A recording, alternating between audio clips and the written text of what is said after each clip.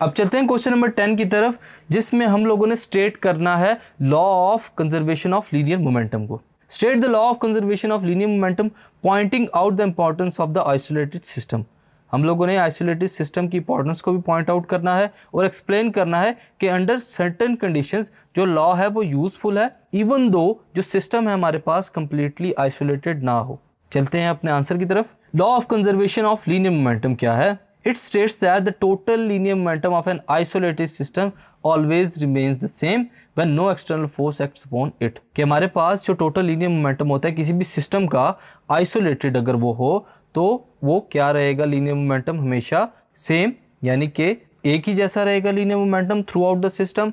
लेकिन यहाँ पर जो कंडीशन है आइसोलेटेड सिस्टम के लिए कि यहाँ पर कोई भी एक्सटर्नल फोर्स अप्लाई ना की जा रही हो सिस्टम के ऊपर। आइसोलेटेड सिस्टम क्या होता है?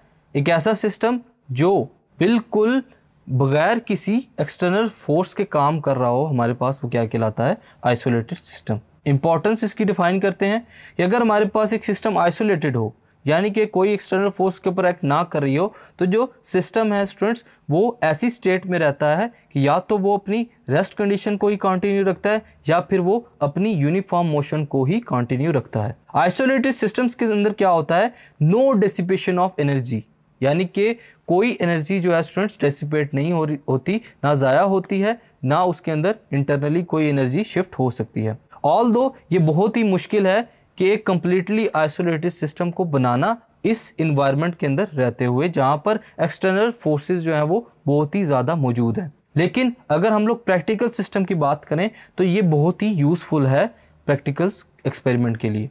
हमारे पास जो प्रैक्टिकली चीज़ें इन्वायरमेंट के ऊपर, यानी कि जिसकी तरफ से फोर्स आइसोलेटेड सिस्टम को डिस्टर्ब कर सकती है, वो कुछ इस तरह की है। Molecules of a gas enclosed in a vessel at a constant temperature.